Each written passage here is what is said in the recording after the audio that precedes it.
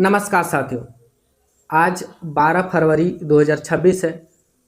केवल 2 दिन जेपीएससी का फॉर्म भरने का समय बचा हुआ है। इसी बीच एक खुशखबरी आई है। खुशखबरी क्या है हम लोग पूरी डिटेल में जानते हैं। मैं पहले ही बता दूं, उम्र सीमा को लेकर खुशखबरी है, ठीक है। ये देखिए, न्यूज वेब झारखंड ने छापा है, ठीक। आज 12 फरवरी 2026 को क्या छापा है, चलिए हम लोग जानेंगे न्यू वेब झारखंड के माध्यम से। उम्र सीमा विवाद में हाईकोर्ट ने जेपीएससी को ऑफलाइन फॉर्म लेने का निर्देश, कोर्ट का रुख करने वाले अभ्यर्थी को मिली राहत। हाईकोर्ट ने आदेश दिया है कि जेपीएससी में आप ऑफलाइन फॉर्म भर सकते हैं जिनका उम्र ज़्यादा हो गया। उम्र सीमा विवाद में अब कौन कौन लोग भर सकते हैं, चलिए हम लोग देखते हैं। यहाँ पे झारखंड लोक सेवा आयोग का भी फोटो लगाया है। कौन कौन ऑफलाइन फॉर्म भर सकते हैं वो हम लोग जानेंगे। रांची, झारखंड हाईकोर्ट में जेपीएससी उम्र सीमा विवाद मामले पर सुनवाई हुई। सुनवाई के दौरान 22 अभ्यर्थियों को अंतरिम राहत मिली है। कोर्ट ने जेपीएससी को निर्देश दिया है कि याचिका दायर करने वाले अभ्यर्थी को ऑफलाइन आवेदन स्वीकार किए जाए। हाईकोर्ट ने आदेश दिया जेपीएससी को कि ऑफलाइन आवेदन स्वीकार किए जाएं। किसके? केवल और केवल 22 विद्यार्थी का। ये जो 22 विद्यार्थी है, इन लोगों का, जो लोग हाईकोर्ट गए थे, केस किए थे, उन 22 लोगों का आवेदन ऑफलाइन स्वीकार किए जाएं, ठीक है। उसके बाद आगे क्या लिखा है वो हम लोग पढ़ते हैं। प्रार्थी की ओर से दायर याचिका में कहा गया कि वर्ष 2021 की नियुक्ति नियमावली में प्रत्येक वर्ष परीक्षा आयोजित करने का प्रावधान है, लेकिन जेपीएससी नियमित रूप से परीक्षा आयोजित नहीं कर रहा है और अभ्यर्थियों का उम्र सीमा का समुचित लाभ भी नहीं दिया जा रहा है। जेपीएससी ने वादा किया था कि हम हर साल बहाली निकालेंगे, लेकिन नहीं निकाला। यही कारण से हाईकोर्ट ने इन 22 विद्यार्थी जो गए थे, इन लोगों को फॉर्म भरने का मौका दिया है और जेपीएससी को बोला है इसका फॉर्म ऑफलाइन एक्सेप्ट करो। यहाँ पे सोचने की बात ये है, सोचने की बात है कि अगर वो 22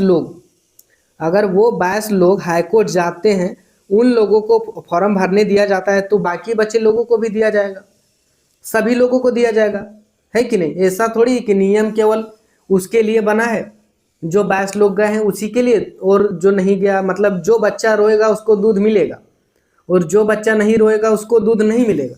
ये तो गलत बात है ना। तो यहाँ पे शर्त क्या है वो और मैं नीचे लिखा है, और भी मैं पढ़ता हूँ फिर आपको समझाऊंगा। रिजल्ट जारी करने पर कोर्ट की शर्त। याचिकाकर्ताओं की ओर से यह भी तर्क दिया गया कि पिछले 2 परीक्षाओं में अधिकतम आयु सीमा में छूट दी गई थी, जबकि इस बार आयोजित परीक्षा में अधिकतम आयु की गणना 1 अगस्त 2026 निर्धारित की गई है, जिससे कई अभ्यर्थी परीक्षा में शामिल होने से वंचित हो रहे हैं। कोर्ट ने अपने आदेश में स्पष्ट किया है कि याचिका दायर करने वाले अभ्यर्थियों का परिणाम न्यायालय के अंतिम आदेश के बाद ही जारी किया जाएगा तथा उनकी नियुक्ति भी अंतिम निर्णय से प्रभावित होगी। इस मामले की सुनवाई हाईकोर्ट के न्यायाधीश जस्टिस आनंद सेन की पीठ में हुई। अभ्यर्थी की ओर से अधिवक्ता अमृतांश वत्स ने पक्ष रखा। यह याचिका किशोर कुमार एवं अन्य की ओर से दायर की गई है। हाईकोर्ट ने कहा है कि अगर आप सेलेक्ट हो जाते हैं तो आपको सिलेक्शन देना है या नहीं, ये हाईकोर्ट डिसाइड करेगा। लेकिन यहाँ पे सोचने वाली बात ये है कि जो लोग 22 लोग गए थे हाईकोर्ट, केवल उन्हीं लोगों को ऑफलाइन फॉर्म भरने का आदेश दिया है, बाकी लोगों का आदेश नहीं दिया। ये तो बहुत ही गलत बात है। मैंने पहले ही कहा कि जो बच्चा रोएगा उन्हीं को केवल दूध मिलेगा और जो बच्चा नहीं रोएगा उनको दूध नहीं मिलेगा। ये तो गलत बात है। सभी को मिलना चाहिए उम्र में छूट, अगर मिलना है तो, और नहीं मिलना है तो किसी को मत दो। ये सौतेला व्यवहार तो गलत बात है।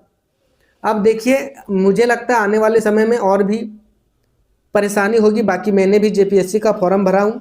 यहाँ पे देखिए, इसने छापा है न्यूज वेब झारखंड।